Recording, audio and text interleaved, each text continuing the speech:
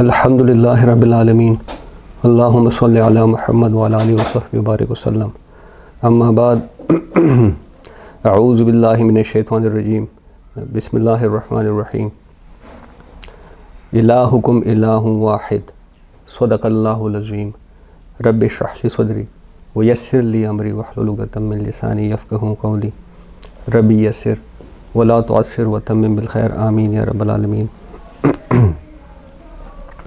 سورہ نحل کا مطالعہ ہم کر رہے ہیں، 2 رکوعوں کا ہم نے مطالعہ کر لیا ہے۔ آج انشاءاللہ اس کا تیسرا رکوع ہم نے پڑھنا ہے۔ 2 رکوعوں کا اگر ایک چھوٹا سا خلاصہ میں آپ کے سامنے رکھوں تو آپ کو یاد ہوگا کہ اس سورت کا آغاز یک لخت مطلب بغیر کسی تمغید کے اور ایک تنبیہی جملے کے ساتھ ہوا تھا، اور اس کی وجہ بھی میں نے آپ کے سامنے رکھ دی تھی کہ کفار نے ایک بہرحال رٹ لگا رکھی تھی کہ یہ جو آپ ہمیں صبح شام دمکاتے رہتے ہیں صلی اللہ علیہ وسلم کہ اللہ کا عذاب آئے کہ آیا، تو یہ آخر آ کیوں نہیں جاتا؟ مطلب ہم نے پچھلے 10 سال سے تقریباً آپ صلی اللہ علیہ وسلم کو، آپ کی دعوت کو اور آپ کے صحابہ کرام کو کی ناک میں دم کر رکھا ہے، آپ کا ہم نے برکس نکال دیا، تو یہ عذاب آخر کیوں نہیں آتا؟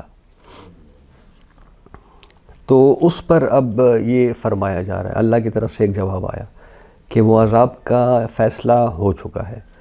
اب اس میں صرف وقت کی بات ہے، کیونکہ اللہ کا ہر فیصلہ وقت کے ساتھ ہوتا ہے۔ تو یہ جتنا وقت رہ گیا ہے، اب بجائے اس کے کہ جو تم نے رٹ لگا رکھی ہے کہ کب آئے گا کب آئے گا، اس کو قیمتی جان کر تم خود فیصلہ کر لو کہ تم نے اس عذاب کا نشانہ بننا ہے یا اس نبی صلی اللہ علیہ وسلم کی بات مان کر اس عذاب سے اپنے آپ کو بچانا ہے۔ تم یہ فیصلہ کر لو اس وقت میں، باقی فیصلہ ہو چکا ہے۔ اب اسی بات میں یا اسی آیت میں ایک اور طرف لطیف سا اشارہ کر دیا گیا ہے کہ یہ جو تم دوسرا سوال پوچھتے رہتے ہو کہ یہ فرشتے ہمارے سامنے کیوں نہیں آتے، مطلب اس میں بھی دیکھیں اب ان کا وہ بڑا انا پرستی والا مسئلہ تھا، ہٹ درمی والا مسئلہ تھا کہ آپ بھی انسان ہم بھی انسان، آپ خود کہتے ہیں کہ میں بھی تمہاری طرح کا ایک بشر ہوں، تو یہ کیوں کر ہو جاتا ہے کہ فرشتے آپ کے سامنے تو آ جاتے ہیں، ہمارے سامنے نہیں آتے، ہمارے سامنے بھی اس کو حاضر کرو۔ تو اس میں بھی اس کی طرف ایک لطیف اشارہ کر دیا گیا ہے کہ دیکھو ہمارے جو فرشتے آتے ہیں انسانوں کی طرف تو 2 قسم کی کیفیات میں آتے ہیں، یا تو وہ اللہ کا عذاب لے کے آتے ہیں یا وہ اللہ کی رحمت لے کے آتے ہیں۔ تو اللہ کے عذاب کے ساتھ فرشتوں کو آنا، اس کی جہاں تک بات ہے اس کا فیصلہ ہو چکا ہے، بس اس میں وقت باقی ہے، وہ آئے کہ آ گیا، تمہارے سر پہ منڈلا رہا ہے وہ عذاب۔ ہاں، جہاں تک اللہ کی رحمت کے ساتھ فرشتوں کے نزول کا تعلق ہے، اور اس میں خصوصاً جو رحمتوں میں سب سے بڑی رحمت ہے اللہ کی رحمت وحی، اس سے متعلق جو فرشتے کو اترنا ہے وہ ہو رہا ہے۔ اگلی آیت میں اسی لیے یہ جو اللہ نے فرشتوں کے نزول اور وحی کا جو ایک فلسفہ ہے، اس کو نہایت اختصار کے ساتھ اور بڑے جامع الفاظ میں بیان کر دیا ہے۔ یہ ہم نے یہ دوسری آیت ہے اس سورت کی، اس کو ہم نے پڑھا تھا، یہ بڑے اہم الفاظ ہے، اس پہ سوچنے کی ضرورت ہے کہ ینزل الملائکہ، وہ اتارتا ہے فرشتوں کو اپنے امر کی ایک روح کے ساتھ، بالروح من امرہ، اپنے روح کے ایک امر کے ساتھ، علی من یشاء من عبادہ، اپنے بندوں میں سے جس پر چاہے۔ تو یہ قابل غور الفاظ ہے اصل میں کہ یہ اتارتا ہے فرشتوں کو، یہ حضرت جبرائیل علیہ السلام وحی لے کر آئے اور لا کر کس پر اتارا اس وحی کو؟ حضرت محمد صلی اللہ علیہ وسلم پر۔ کیوں؟ من یشاء من عبادہ، یہ اللہ کا فیصلہ ہے، اللہ جس کو چاہتا ہے چن لیتا ہے اس کام کے لیے، اللہ جس کو چاہے پسند فرما لیتا ہے اس کام کے لیے۔ تو من یشاء من عبادہ، اور یہ ہوا کیسے؟ بالروح من امرہ، اپنے امر یا اپنے معاملے کی ایک روح کے ساتھ، یہ اس طرح یہ معاملہ ہوا۔ تو اب اس سے مراد وہی ہے، یہ جو بن امرہ ہے۔ اب یہ آیت اصل میں اس کو سمجھنے کے لیے وہ سورہ اعراف کی ایک آیت ہے، اس کو اگر ہم سامنے رکھیں تو ذرا سمجھ آ جاتی ہے اس کہ یہ کیا ہو رہا ہے اصل میں۔ سورہ اعراف کی آیت ہے کہ الا لہ الخلق والامر، کہ جان لو یہ جو عالم خلق ہے اور عالم امر ہے یہ دونوں اللہ کے لیے ہیں، یہ سب کچھ اللہ کے لیے ہے، ہر جگہ پہ اللہ کا حکم چل رہا ہے۔ تو اس سے معلوم یہ ہوتا ہے کہ اصل میں 2 عالم ہیں، ایک عالم خلق ہے، ایک عالم امر ہے۔ اب عالم امر کا معاملہ یہ ہے کہ اس میں ٹائم کا کوئی ایلیمنٹ، ٹائم کا کوئی کانسیپٹ نہیں ہے. وہاں اللہ کا جو بھی فیصلہ ہوتا ہے وہ انسٹنٹینیس ہوتا ہے. سورہ یاسین میں اس کی طرف ایک اشارہ کر دیا گیا ہے کہ انما امرہ اذا اراد شیئا یقول لہ کن فیکون، کہ اللہ جب کسی کام کا ارادہ کرتا ہے تو اس کو کہتا ہے کہ ہو جاؤ اور وہ ہو جاتا ہے. تو نو ٹائم انوالو، ٹائم کا کوئی ایلیمنٹ نہیں ہے. لیکن جہاں پہ یہ عالم خلق کی بات آتی ہے، اس کائنات کی بات آتی ہے، تو اللہ جب بھی اس کی بات کرتا ہے تو ٹائم کے ساتھ کرتا ہے. یہاں پہ ٹائم کا کانسیپٹ آ جاتا ہے. چنانچہ اللہ تعالیٰ ہی فرماتا ہے قرآن میں کہ ہم نے زمین اور آسمانوں کو 6 دنوں میں بنایا. اب یہ 6 دن 6 ملینمز ہیں یا 6 ادوار ہیں، واللہ عالم. لیکن بہرحال وہ ٹائم کا کانسیپٹ آ گیا. کیونکہ بات اب عالم خلق کی ہو رہی ہے، کائنات. تو یہ بات ذرا ذہن میں رکھیں کہ عالم امر میں ٹائم کا کوئی ایلیمنٹ نہیں. جہاں تک عالم خلق کی بات ہے اس میں ٹائم کا ایلیمنٹ ہے. اس کو ایک مثال سے سمجھیے کہ یہ جو بیج ہے اس میں سے پودے کا نکلنا اور اس پودے کا پھر درخت بننا، اس میں بہرحال بہت ٹائم لگتا ہے. لیکن عالم امر کا کیا معاملہ ہے کہ اس درخت بننے کا فیصلہ کن فیکونی کیفیت میں ہو چکا ہے. لیکن وہ فیصلہ جب ادھر آیا تو وہ ٹائم کا ایلیمنٹ اس کے ساتھ شامل ہو گیا. اور یہ کیسے؟ یہ اس لیے کہ اللہ کے لیے ماضی، حال، مستقبل یہ کوئی ایک ہی چیز ہے، سب اس کے سامنے. تو ٹائم ایلیمنٹ کا کوئی وہ نہیں ہے عالم امر میں. البتہ عالم خلق میں ٹائم کا ایلیمنٹ آ جاتا ہے. اور یہ بڑی عجیب شے اللہ نے تخلیق کی ہے. یہ ٹائم، یہ خود مخلوق. یہ سائنسدان اپنا دماغ کا پا رہے ہیں اس میں کہ یہ ٹائم ہے کیا چیز، یہ کہاں سے کریٹ ہو رہا ہے، یہ کہاں سے یہ سیلاب امٹ کے آ رہا ہے، ہر لمحہ یہ نئے نئے حالات کا جو ظہور ہو رہا ہے یہ کدھر سے ہو رہا ہے. یہ ٹائم بہت سوچا جا رہا ہے اس پہ. اب دیکھیں آج سائنس جس طرف اب آخر میں اشارہ کرنے لگی ہے، جس کو قرآن نے بھی کہا ہے، دی ایکسپینڈنگ یونیورس کا جو کانسیپٹ ہے، قرآن نے بھی اس کو کہا ہے کہ اللہ تعالیٰ فرماتے ہیں کہ ہم نے اس کائنات کو بنایا ہے، ہمیں اس کو پھیلا رہے ہیں، ایکسپینڈنگ دی یونیورس. تو یہ جو کانسیپٹ ہے اب سائنسدانوں کا اس طرف مائنڈ جا رہا ہے کہ یہ جو ایکسپینڈ ہو رہی ہے یونیورس، اسی کی وجہ سے یہ ٹائم کریٹ ہو رہا ہے. تو یہ قرآن نے بہرحال 1400 سال پہلے بتا دیا. تو اچھا، کہنے کا مقصد یہ ہے کہ عالم امر میں یہ ٹائم کا کوئی ایلیمنٹ نہیں ہے. عالم خلق میں ٹائم کا ایلیمنٹ شامل ہو جاتا ہے. اب عالم امر کی ہم 3 چیزوں کو جانتے ہیں. اس میں پہلی تو ملائکہ ہے. ملائکہ کا تعلق عالم امر سے ہے. کیوں؟ قرآن نے ہی اس کو روح القدس بھی کہا ہے، روح الامین بھی کہا ہے. ایدنا بروح القدس اور نزل بہ الروح الامین، مطلب یہ بھی روح ہے. دوسرے نمبر پر یہ جو وحی ہے یہ بھی روح ہے. اور یہ ہمیں کیسے پتہ چلا؟ یہ ہمیں اسی آیت سے پتہ چلا، بالروح من امرہ، اللہ کے امر میں سے ایک روح کے ساتھ. تو یہ جو وحی ہے یہ بذات خود ایک روح ہے. تیسرے نمبر پر ارواح انسانی، یہ بھی عالم امر سے متعلق ہے. وہ کیسے؟ وہ بھی قرآن ہمیں بتاتا ہے. یسألونک عن الروح، اے نبی صلی اللہ علیہ وسلم یہ آپ سے روح کے متعلق پوچھتے ہیں. تو کیا فرمایا گیا؟ قل الروح من امری، ان سے فرما دیجئے کہ یہ جو روح ہے یہ اللہ کا امر ہے اور تمہیں اس کے متعلق بڑا ہی کم علم دیا گیا ہے. اب سچویشن کیا بنی؟ وہی، وہ بھی روح، یہ اس کا لانے والا روح الامین وہ بھی روح، اور اس کی جو ریسیپینٹ ہے روح محمدی صلی اللہ علیہ وسلم وہ بھی روح. تو روح سے روح کا رشتہ چل رہا ہے. یہ امر والی بات ہے. بڑا لطیف نکتہ ہے، اس کو ذرا سوچنے والی بات ہے کہ اس میں ٹائم کا کوئی ایلیمنٹ شامل نہیں ہے. تو وہ یعنی کہ یہ جو وہی لے کر آئے حضرت جبرائیل علیہ السلام، یہ نبی کریم صلی اللہ علیہ وسلم کے کانوں یا آنکھوں نے ریسیو نہیں کی، یہ اللہ نے ان کے قلب پہ ڈائریکٹلی نازل کی ہے. اسی لیے فرمایا گیا ہے کہ نزل بہ الروح الامین علی قلبک، آپ صلی اللہ علیہ وسلم کے دل پر ہم نے اس کلام کو نازل کیا ہے. اور یہ کیوں؟ کیونکہ یہ جو دل ہے، یہ جو قلب ہے، یہ مسکن ہے روح کا. یہ بھی ہمیں اپنے دین سے پتہ چلتا ہے.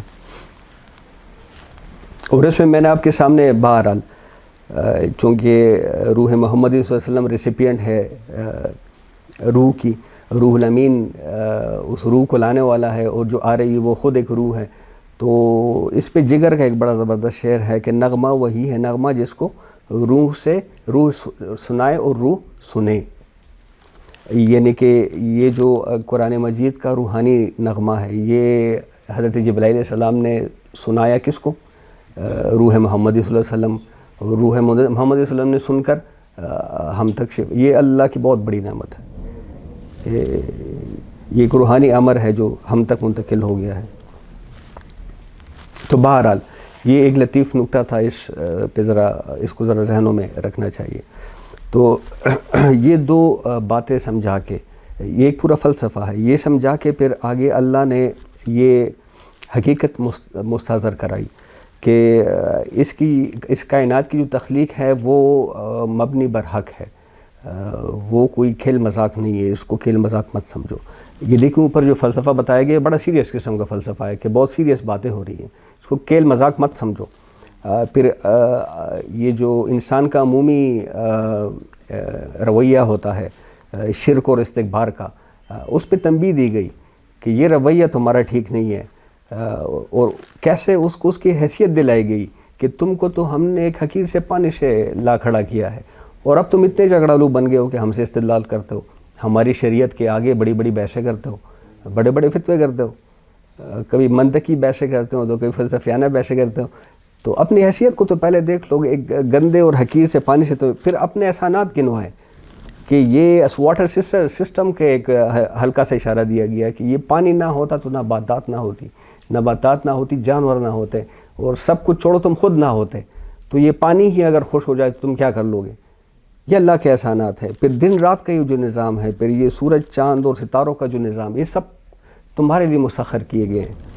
اچھا، زمین میں پہاڑوں کا جو وجود ہے، پھر اس کی افادیت، پھر ان پہاڑوں میں جو ندی نالے اور ان کے کنارے کنارے جو راہ گزرے بن جاتی ہیں قدرتی، اس کے متعلق اشارہ کیا گیا. پھر یہ ہے کہ یہ جو سمندروں کا وجود ہے اس زمین کے اندر، اس پہ کچھ روشنی ڈالی گئی کہ وہ بھی تمہارے کام میں صبح شام لگی ہوئی. آپ آج سائنس کی جو ایکسپلوریشن ہے وہ ہمیں بتاتی ہے کہ یہ جو ڈیپ سی جس کو ہائی سی جس کو کہا جاتا ہے، مطلب بحر الکاہل جو ہے یا بحر اوقیانوس، یہ بڑے بڑے سمندر جو ہے جس کو ابھی تک ایکسپلور بھی نہیں کیا جا سکا، وہ والے سمندر، ان میں ایک خاص قسم کا ویجیٹیشن سسٹم ہے، نباتاتی سسٹم ہے، جس کی وجہ سے ہمارے فضا کی جو آکسیجن ہے 50% ادھر سے آ رہی ہے.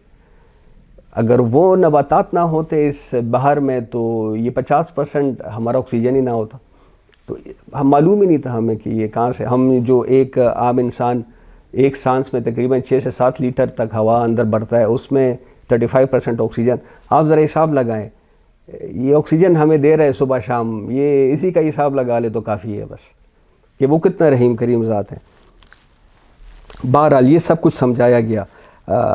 تو مطلب اب سوال پیدا ہوتا ہے کہ یہ ایسا رب، اتنا منظم نظام بنانے والا، اتنا متناسب اور متوازن نظام بنانے والا کہ جس میں ہماری ہر ضرورت، چاہے ہمیں معلوم ہے چاہے ہمیں معلوم نہیں ہے، وہ پوری ہو رہی ہے، کسی طریقے سے ہو رہی ہے.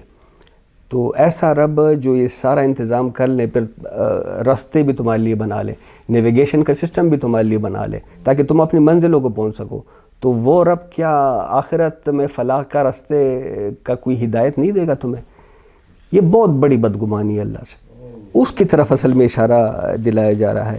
لہٰذا اگلی ہی آیت میں اللہ تعالیٰ خود فرماتا ہے کہ وَعَلَى اللَّهِ قَصَدُ السَّبِيلِ، یہ میرے ہی ذمہ ہے سیدھا راستہ دکھانا، اور وہ میں نے دکھا دیا ہے اپنے نبی کریم صلی اللہ علیہ وسلم کے ذریعے سے. یہ جو بات کہہ رہے ہیں اس کی بات کو سنو، یہی وہ سیدھا راستہ ہے. لیکن انسان بہرحال نرا ہٹ درم ہے اور احسان فراموش ہے. تو اگلی ہی آیت میں کیا فرمایا کہ وَإِن تَعُدُّوا نِعْمَتَ اللَّهِ لَا تُحْصُوهَا، کہ تم اگر اللہ کی نعمتوں کا احصار کرنا چاہو کبھی نہیں کر سکو گے. مطلب ہمارا رویہ دیکھیں اور پھر اللہ کی انعامات کو دیکھ لیں، صبح شام ہم پہ برس رہی ہے. پھر یہ ہے کہ انسان کی شرک کی جو چند واضح شکلیں ہیں اس کو ذرا واضح کیا گیا. مطلب کس مخلوق کی ابھی تک وہ عبادت ہوتی رہی ہے، ملائکہ کی ہوتی رہی ہے، جنات کی ہوتی رہی ہے.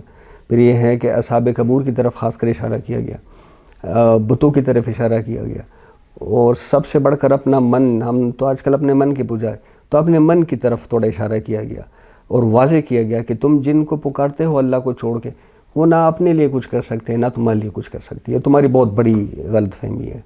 کیونکہ ان کو تو خود نہیں پتہ کہ اگلی گھڑی کیا ہونے لگا ہے۔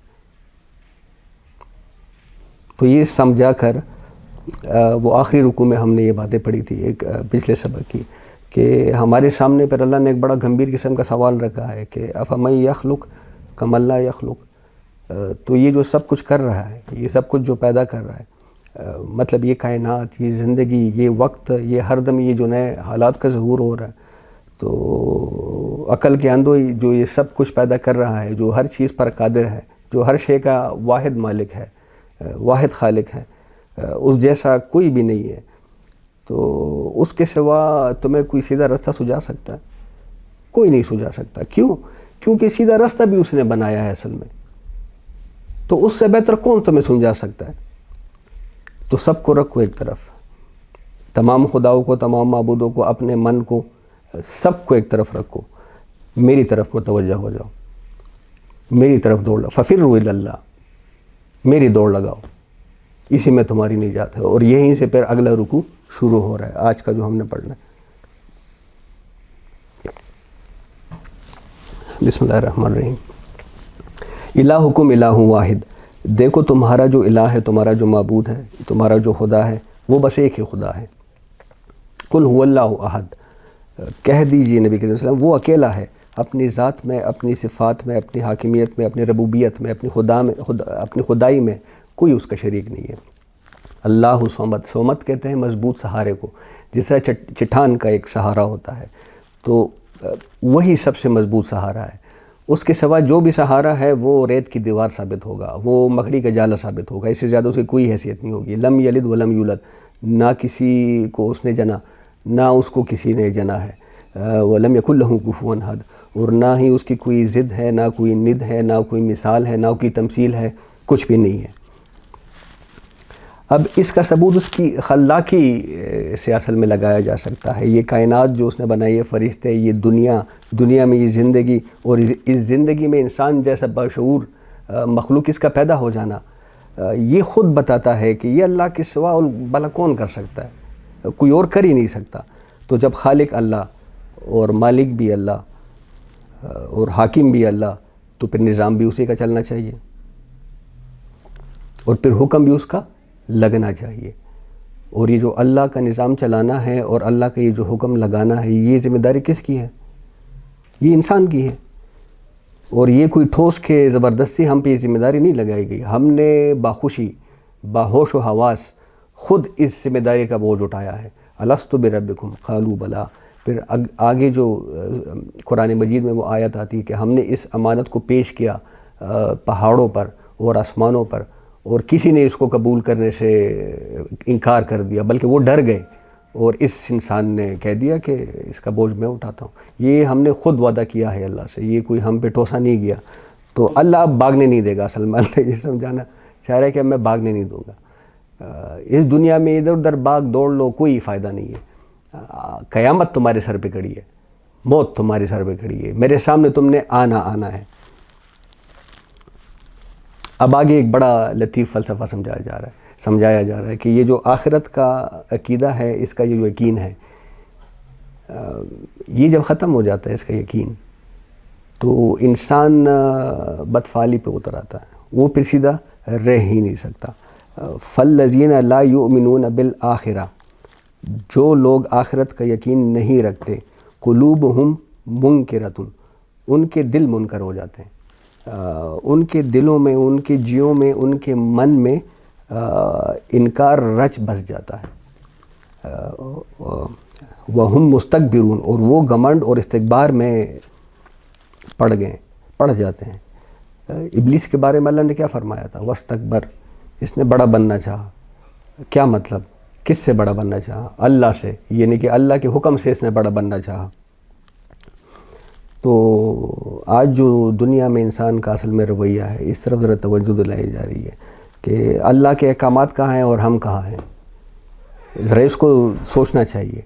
یہ جو ابلیس ہے، یہ 70,000 روایات میں آتا ہے، 70,000 سال اس نے عبادت کی تھی، اور اس کے بعد وہ ایک حکم نہ ماننے پہ اگر متکبر بن گیا، تو یہ صبح شام جو ہم اللہ کے احکامات کو ٹکراتے رہتے ہیں، ان کی مخالفت کرتے رہتے ہیں، یہ تو متکبر سے بھی کوئی اونچا لیول مجھے نظر آتا ہے. یہ سوچنے کی بات ہے اصل میں کہ اللہ کہتا ہے کہ میری نگاہ سے ذرا اپنے حالات کو دیکھو. یہ اللہ کی نگاہ یہ سمجھانا چاہتا ہے اللہ کہ ذرا اس نگاہ سے اپنے آپ کو دیکھو. تم کہاں پہ کھڑے ہو؟ تم قیامت میں مجھے اپنے سوالوں کا جواب دے سکو گے کہ نہیں؟ وہ اسی لیے حدیث میں آتا ہے کہ اپنا احتساب یہیں پہ کر لو، اس سے پہلے کہ تمہارا احتساب کر لیا جائے. وہاں پھر نہیں دے سکو گے جواب، ادھر ہی اپنا احتساب اگر کرنا چاہو تو کر لو. اور دوسرا یہ نوٹ کر لیں کہ یہ آخرت کا انکار ہی ہے کہ جس نے آج انسان کو اس قدر غیر ذمہ دار، اس قدر بے فکر اور دنیا کی زندگی میں مست کر دیا ہے، مطلب اس حد تک مست کر دیا ہے کہ اب نہ حق کا انکار کرنے میں انسان کو یار سمجھتا ہے اور نہ ہی دل میں صداقت کی کوئی قدر باقی رہ گئی. ایسا کیا قدر ہے ہماری صداقت کی؟ دل میں کوئی قدر نہیں. یہ نہیں کہ میں اگر دوسرے لفظ میں کہوں کہ ہم کسی اخلاقی بندش کو اپنے نفوس پر برداشت کرنے کے لیے تیار نہیں ہے. یہ ہم اپنے آپ سے پوچھ لیں، ایسا ہے کہ نہیں ہے؟ اور نہ ہی ہم یہ تحقیق کرنے کا کوئی شوق رکھتے ہیں کہ بھئی ہم جس راستے پہ چل رہے ہیں وہ سیدھا بھی ہے کہ نہیں، وہ ٹھیک ہے کہ نہیں ہے. یہ اللہ تب پوچھے گا نا. یہ جو کان دیے، جو آنکھیں دیے، جو عقل دیے، تو اس کا تو سوال کیا جائے گا کہاں پہ استعمال کی. کیا تم نے ان باتوں میں اس کو استعمال نہیں کیا؟ تو بس اللہ ہماری توجہ اس طرف دلائے. اب دیکھیں اس میں قرآن کا ایک آرگومنٹ ہے. قرآن کا آرگومنٹ اس میں کیا ہے کہ اگر انسان کی فطرت ابھی سلیم ہے، مطلب یہ ہے کہ اس کے اندر ایک اخلاقی حس پھر موجود ہوتی ہے، وہ جانتا ہے مطلب کہ اچائی کیا ہے اور برائی کیا ہے. فَأَلْهَمَهَا فُجُورَهَا وَتَقْوَاهَا. وہ روح کا وہ جو نور ہے وہ اگر زندہ ہو تو اس کا لازمی نتیجہ کیا نکلتا ہے؟ قیامت کا تصور کہ مطلب اچائی کا اچھا صلہ ملنا چاہیے، برائی کا برا صلہ ملنا چاہیے. کیونکہ دنیا میں تو یہ کچھ نہیں ہو رہا، یہاں تو برعکس معاملہ چل رہا ہے. مطلب جو فاسق و فاجر ہے وہ عیاشی کے اندر، اور جو نیکوکار ہے، جو حق گو ہے، جو حق پہ چلنا چاہے، اس کو اپنی جان کے لالے پڑے ہوئے ہیں. یہاں پہ تو الٹا حساب چل رہا ہے. وہ میں نے آپ کے سامنے مثال رکھی تھی، یہ ہٹلر صاحب 60 لاکھ لوگوں کو لے مار کے چلا گیا، تو کیا بات ختم ہو گئی؟ مطلب کہاں 60 لاکھ کہاں ایک جان، کیا یہ کوئی عدل ہے؟ یہ کوئی انصاف؟ تو لازماً مطلب ہم جس کے اندر یہ حس موجود ہے، جس کو یہ باتیں نظر آتی ہے، وہ لازماً اس نتیجے پہ پہنچتے کہ کوئی دن تو ایسا ہونا چاہیے. ورنہ یہ جو اندر مورل لا لگا ہوا ہے اس کا فائدہ کوئی نہیں ہے. مجھے تو اس کا کوئی فائدہ پھر نظر نہیں آتا. یہ کیوں لگا ہوا ہے پھر کہ یہ اچائی ہے، یہ برائی ہے؟ تو یہ بہرحال جس کے اندر احساس موجود ہو تو اس کے اندر قیامت کا تصور بائی ڈیفالٹ آ جاتا ہے. اور جس کے دل میں یہ احساس نہ ہو، مطلب آخرت سے استغنا ہو جائے کہ بھئی مجھے کون پوچھے گا، تو اس کا نتیجہ پھر کیا نکلنا ہے؟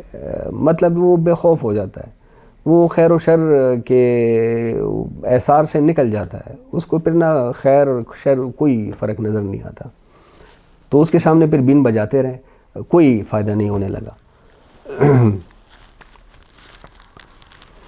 تو جو لوگ آخرت پہ یقین نہیں رکھتے، ان کے دلوں میں، ان کے جیوں میں، ان کے من میں اصل میں انکار رچ بس گیا ہے، اور وہ گھمنڈ اور استکبار میں آ گئے ہیں. لا جرما، اور اس میں ہرگز کسی کو کوئی شک و شبہ نہیں ہونا چاہیے. ان اللہ یعلم ما یسرون وما یعلنون، کہ اللہ خوب جانتا ہے کہ جو کچھ تم وہ ظاہر کرتے ہیں اور جو کچھ یہ چھپاتے ہیں. مطلب ان کے کلے چھپے سب کا اللہ کو پتہ ہے. انہ لا یحب المستکبرین، اور ایک دفعہ پھر کہہ دیا گیا کہ یہ سن لو دوبارہ کہ اللہ کو تکبر کرنے والے بالکل پسند نہیں ہے. جو بڑا بننے کی کوشش کرتے ہیں، جو اللہ کی شریعت سے اونچا دیکھنے کی کوشش کرتے ہیں، جو نبی کریم صلی اللہ علیہ وسلم کی بات سے آگے بڑھنے کی کوشش کرتے ہیں، اللہ کو اس قسم کے متکبر بالکل بھی پسند نہیں ہے. وَإِذَا قِيلَ لَهُمْ، اور جب کوئی ان سے پوچھتا ہے. اب دیکھیں اس میں یہ اشارہ جو ہو رہا ہے،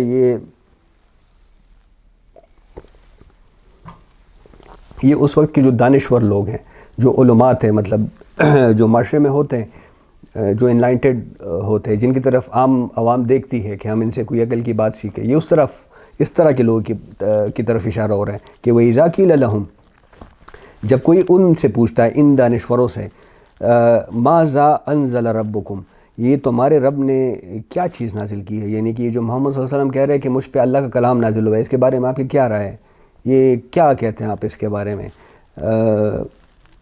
قالوا اساطیر الاولین، تو ان کا جواب کیا ہوتا ہے کہ یہ تو بس اگلے وقتوں کی فرسودہ کہانیاں ہیں، سنی سنائی، سیکھ سکھا کر بس ہم پہ دوست جمانے کے لیے۔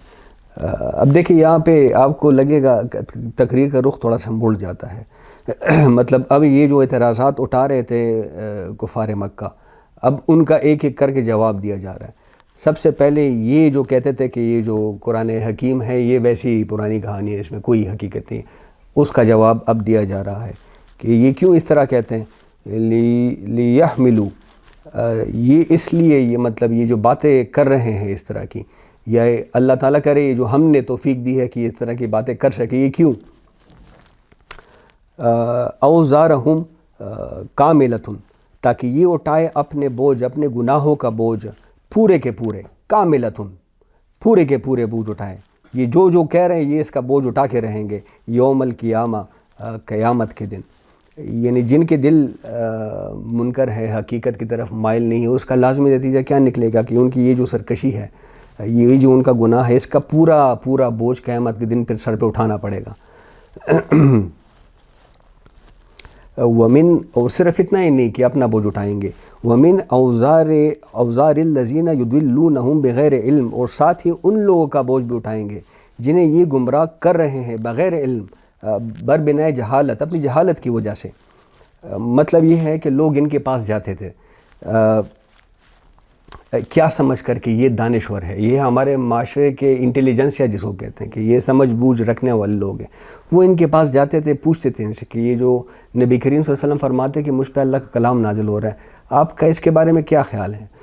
تو یہ اوپر سے ان کا جواب کیا ہوتا ہے کہ چھوڑو جی، وہ تو ویسی فرسودہ کہانی ہے، پچھلے وقتوں سے چلی آ رہی ہے، ہم پہ دوست جمانے کے لیے، ٹیک اٹ ایزی، اس کو سیریس لینے کی ضرورت نہیں۔ اب وہ سادہ لوگ ہوتے تھے، وہ انٹیلیجنسیا ہوتی تھی، وہ ان کے باتوں میں آ کے ان کی بات پہ یقین کر لیتے تھے، پھر نبی کریم صلی اللہ علیہ وسلم کی بات نہیں سنتے تھے، تو کیا ہوتا تھا کہ گمراہ ہو، تو ان کی گمراہی کا بوجھ بھی ان کے سر آ جاتا تھا، ان کی وجہ سے وہ گمراہ ہو گئے۔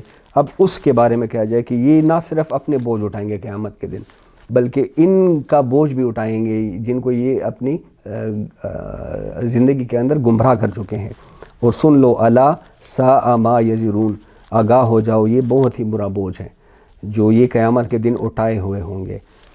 مطلب یہ بہت سخت ذمہ داری اپنے سر پہ لے رہے ہیں، یہ جو جانتے بوجھتے لوگوں کو اللہ کے راستے سے غلط کر رہے ہیں، غافل کر رہے ہیں، یہ بہت بڑا بوجھ اپنے سر پہ لے رہے ہیں۔ قد مکر الذین من قبلہم، لیکن ان سے پہلے بھی بہت لوگ ہو گزرے ہیں حق کو نیچا دکھانے کے لیے، کہ وہ اس طرح کی چالیں چل چکے ہیں، وہ ایسی ہی مکاریاں کر چکے ہیں جس طرح یہ آج کر رہے ہیں۔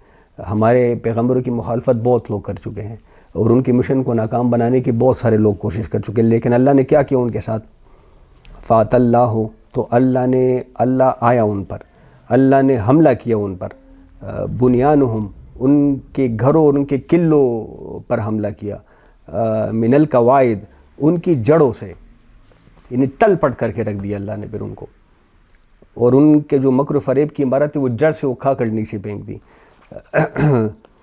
فخر علیہم السقف، اور اس طرح کہ ان کی جو مکانوں کی چھتیں تھی وہ ان کے اوپر آ گری، یعنی کہ وہ سدوم اور عمورہ کی جو بستیاں تھی اس کا بارہا قرآن میں ذکر آیا ہے کہ ان کے ساتھ آخر میں کیا ہوا کہ ان کی بستی کو تل پٹ کر دیا گیا، ان کے فرش اوپر اور ان کی چھتیں نیچے تل پٹ کر کے رکھ دیا۔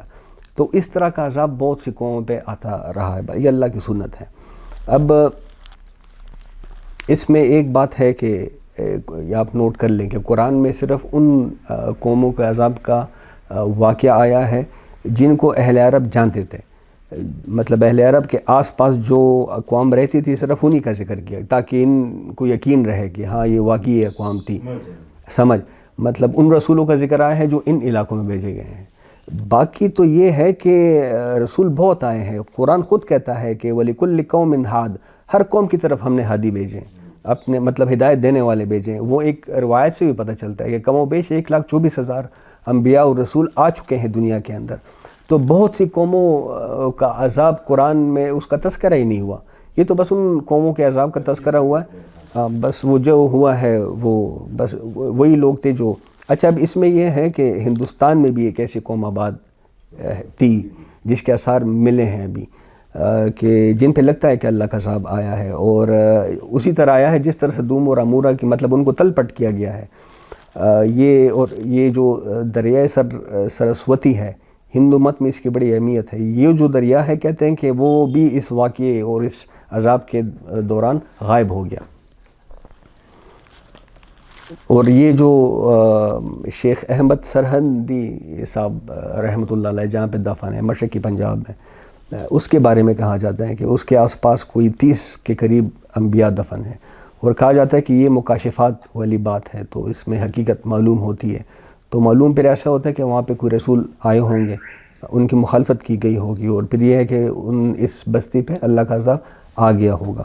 تو اب اس کے آثار ملے ہیں. یہ ٹھیلے تھے بڑے بڑے ٹھیلے، ان کی کھدائی کے بعد وہ آثار نیچے مل گئے ہیں کہ نیچے کچھ اس طرح کے کچھ لوگ بستے تھے کسی زمانے میں، واللہ عالم. تو ان کے مکانوں کی چھت ان کے سروں پہ آ گرے، من فوقہم، ان کے اوپر سے، وَآتَاهُمُ الْعَذَابُ، اور ان پر عذاب وہاں سے آیا، من حیث لا یشعرون، جہاں سے ان کو گمان ہی نہیں تھا. ثم یوم القیامت یخزیہم، اور پھر قیامت کے روز اللہ انہیں ذلیل و خوار کر کے رکھ دے گا. یعنی ان کی مزید جو ذلت اور خواری ہونی ہے قیامت، وہ تو اصل میں قیامت کے دن ہوگی. وہ یقولو، اور اب دیکھیں اللہ ان کو رسوا کرنے کے لیے پوچھے گا ان سے، کہا جائے گا ان سے، اینا شرکائی، کہاں گئے وہ شریک جن کو تم میرا شریک بنائے، وہ کہاں گئے وہ تمہارے شریک. الذین کنتم تشاقون فیہم، مطلب ایسے معبود جو تمہیں بہت جن کے لیے تمہارے دل میں بڑی حمیت تھی، بڑی محبت تھی ان کے لیے، کہاں گئے تمہارے وہ معبود. یعنی کہ کہاں گیا وہ لات، کہاں گیا وہ عزا، کہاں گیا وہ مطلب وہ تمہارے مال و متاع کہاں گئے جس پہ تمہیں بڑا غرہ تھا، وہ اصحاب قبور جہاں پہ تم نے میلے لگائے ہوتے وہ کہاں گئے. اور سب سے بڑھ کر وہ جو تمہارا من، وہ جو اس کے منصوبے تھے اور وہ جو اس کی خواہشات تھی، وہ منصوبے کدھر گئے، وہ دلائل کدھر گئے، وہ جو تم دلائل دیتے تھے کہ ہوگی تو دیکھی جائے گی اس کو ذرا اب. لیکن وہاں پہ تو لگے گا کہ جن پہ تکیا تھا وہی پتے ہوا دینے لگے، مطلب جن کی پوجا ہوئی ہوگی وہی ہمارے عذاب کا وہ بن جائیں گے.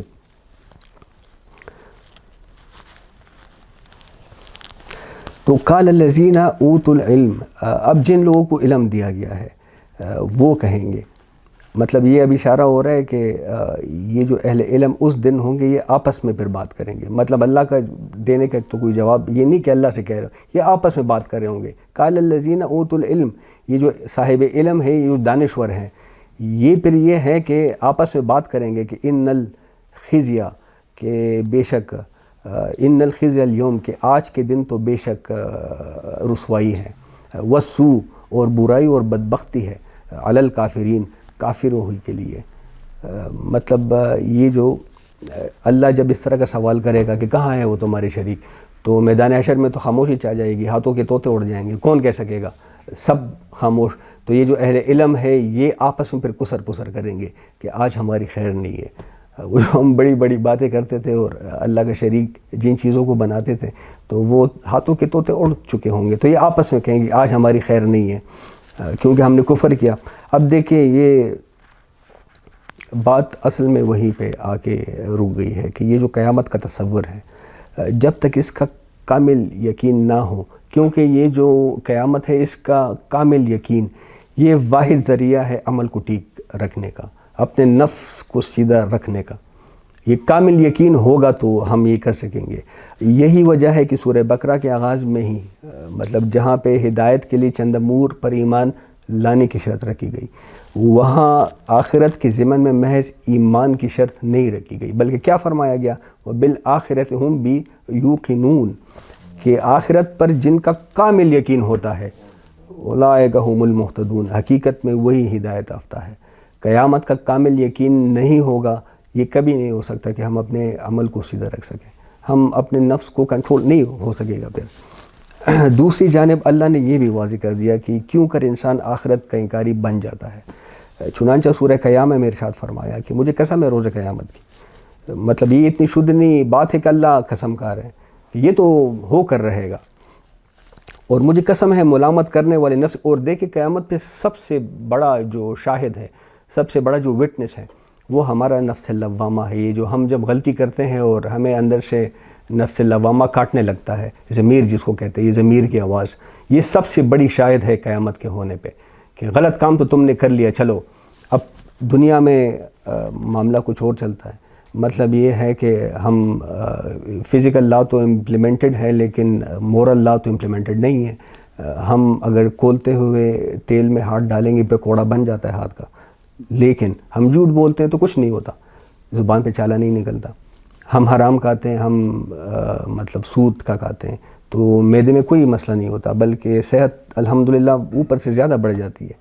تو یہاں پہ تو یہ معاملہ چل رہے ہیں، تو اس طرف ذرا اشارہ دلایا جا رہا ہے کہ یہ اس کا جو لازمی نتیجہ، اس احساس کا لازمی نتیجہ قیامت نکلتا ہے۔ پھر کوئی دن تو ایسا ہونا چاہیے کہ یہ فیصلے سارے ہو جائے پھر کہ جس نے غلط کام کیا اس کا پھر نتیجہ بھی بھگتے، اور جس نے صحیح کام کیا اس کو کچھ صلہ بھی اس کو ملے۔ تو قیامت کا تصور یہ ایک مطلب شریف النفس انسان کے اندر قدرتی طور پہ موجود ہوتا ہے۔ تو سورہ قیامہ میں فرمایا کہ مجھے قسم ہے روز قیامت کی، اور مجھے قسم ہے اس ملامت کرنے والے نفس کی، تم ہرگز یہ مت سمجھو کہ میں تمہاری ہڈیوں کو یا تمہارے باقیات کو اکٹھا نہ کر سکوں گا، بلکہ میں تو اس پر بھی قادر ہوں کہ تمہارے فنگر پرنٹس کو ٹھیک ٹھیک دوبارہ سے پیدا کر دوں، اور میں کر کے رہوں گا۔ تو انسان کا پھر اصل مسئلہ کیا ہے، وہ اگلی آیت میں فرمایا گیا ہے کہ یہ بات نہیں ہے کہ اس کو قیامت برپا ہونے کا یقین نہیں آتا یا اس کو اللہ کے ہونے کا یقین نہیں آتا۔ اصل مسئلہ کیا ہے کہ یہ خود کو مستغنا سمجھتا ہے، یہ اپنے نفس اور اپنے من کے ہاتھوں سے، بل یرید الانسان لیفجر امامہ، اصل میں یہ کیا چاہتا ہے کہ یہ اپنی بدعمالیاں جاری رکھے۔ کیا مطلب کہ یہ اپنی من کی مرضی پہ چلتا رہے، اس کو من جو کہتا ہے بس یہ وہ کرتا رہے۔ اس کا اصل مسئلہ یہ ہے۔ اسی لیے میں کہتا ہوں کہ سب سے مخفی اصل میں جو شرک ہے وہ یہ من کی بندگی کرنا ہے۔ مطلب آپ تھوڑا سا اندر اپنے آپ کو ٹٹولے نا تو ایک عجیب و غریب انکشاف آپ پہ ہوگا کہ آپ جو اچھا کام بھی کرنا چاہ رہے ہیں اس کے پیچھے آپ جائیں تو آپ کو نفس نظر آئے گا۔ اس میں آپ کا نفس چاہتا ہے کہ ایک تسکین وہ چاہ رہا ہوگا کہ اگر یہ کام ہو جائے گا تو مجھے تھوڑی سی تسکین مل جائے گی۔ تو یہ سب سے مخفی، تو اس کی طرف بار بار کہ یہ اصل میں انسان چاہتا ہے کہ میں اپنے من کی مانوں، یہ اس کا اصل مسئلہ ہے۔ ورنہ قیامت ایسے نہیں ہے، یہ تو بالکل لاجیکل بات ہے۔ یہ حص تو اللہ نے ہر کسی میں رکھی ہے کہ اچھائی کا اچھا صلہ اور برائی کا برا نتیجہ ہونا چاہیے۔ فَأَلْهَمَهَا فُجُورَهَا وَتَقْوَاهَا، اور دنیا میں تو الٹا نظام چل رہا ہے، تو کوئی دن تو پھر ایسا ہونا چاہیے کہ یہ سارے معاملات سیدھے ہو جائیں۔ تو یہ جو اصل میں فلسفہ ہے انسان کا، یہ نفسیاتی فلسفہ کہ میری زندگی میری مرضی یا میرا جسم میری مرضی، اس کا ایک ہی توڑ ہے قرآن کا فلسفہ۔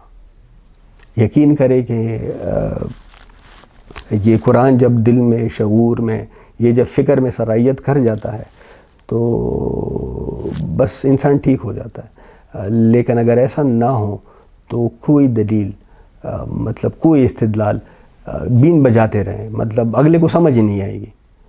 تو ایک ہی توڑ ہے قرآن کو اپنے دل کے اندر اتارنا، قرآن کو اپنے ذہنوں کے اندر اتارا، اپنے افکار کے، اور یہ جو اس کا قرآن کا اصل نظریہ کیا ہے، نظریہ توحید۔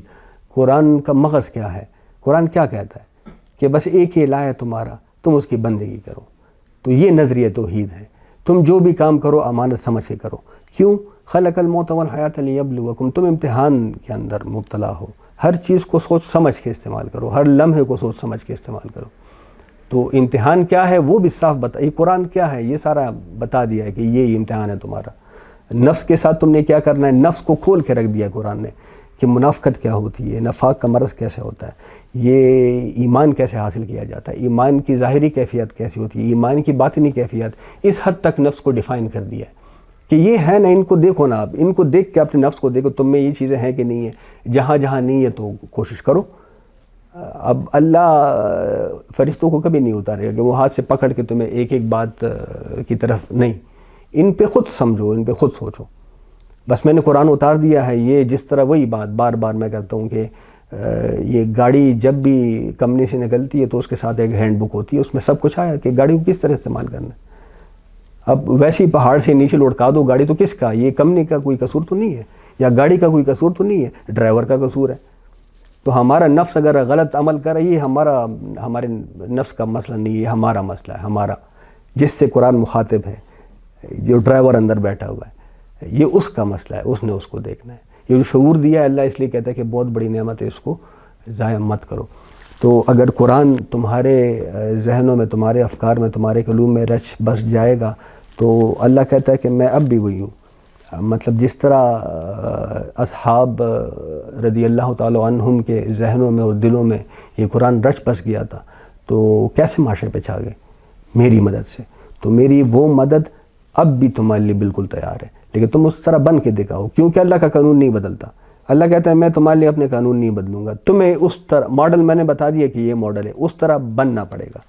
اور اس پہ وہی وہ جو علامہ اقبال صاحب کہتے ہیں کہ فضائے بدر پیدا کر فرشتے تیری نصرت کو اتر سکتے ہیں گردوں سے قطار اندار قطار ابی. اقول قولی ھذا واستغفر اللہ لی ولکم ولسائر المسلمین. اللہم صلی علی محمد وعلی آلہ وصحبہ وبارک وسلم. اللہم ربنا آتنا فی الدنیا حسنۃ وفی الآخرۃ حسنۃ وقنا عذاب النار.